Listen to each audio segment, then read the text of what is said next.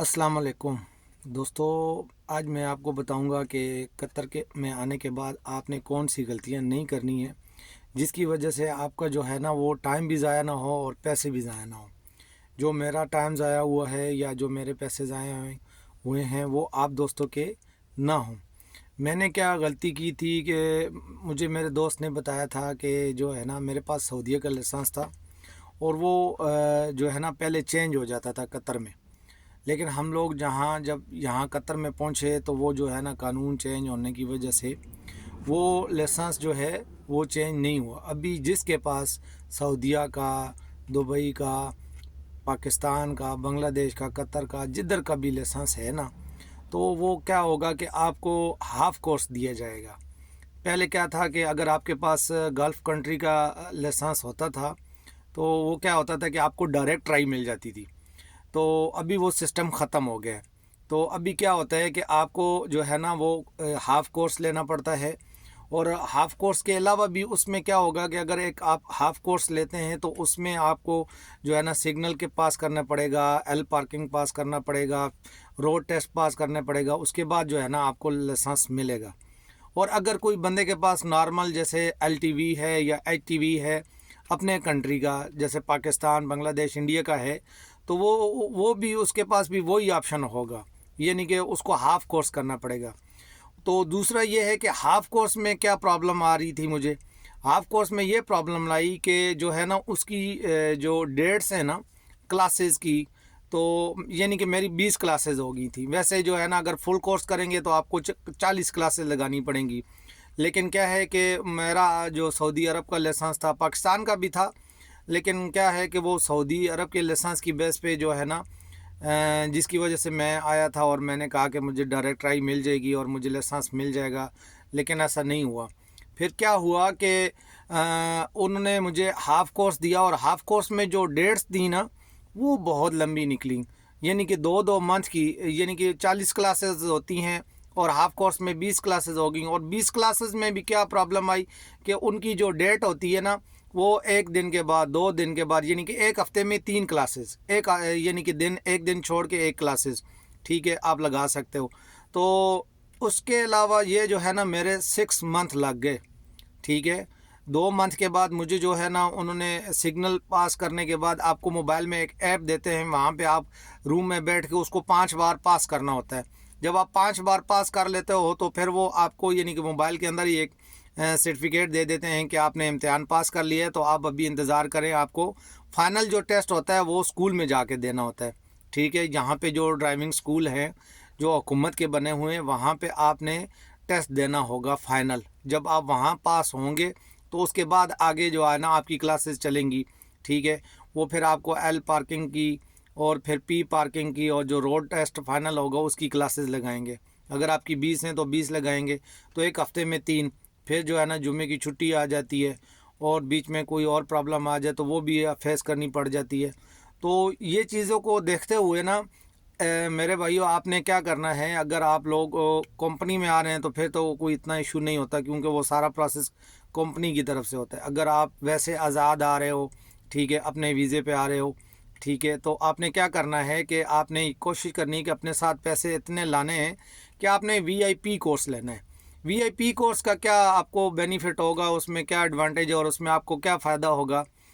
उसमें ये फ़ायदा होगा कि आपको रेगुलर डायरेक्ट क्लासेस मिलेंगी।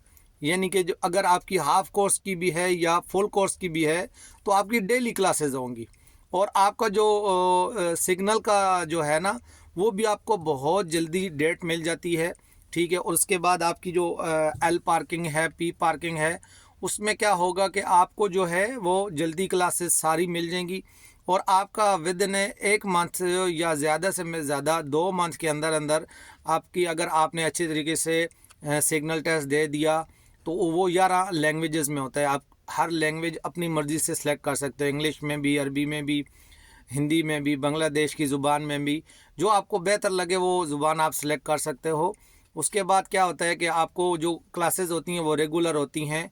और अगर आप पहली ट्राई में पास हो जाते तो आपके पास 3 ऑप्शन होते हैं, यानी कि आप 3 बार फेल हो गए तो यानी कि आपको दोबारा जो है ना 50 रियाल देना पड़ेगा। अगर आप पहली ट्राई में पास हो गए यानी कि सिग्नल में भी और एल पार्किंग में भी और पी पार्किंग में भी और रोड ट्राई में, तो आपको डायरेक्ट लाइसेंस मिल जाएगा।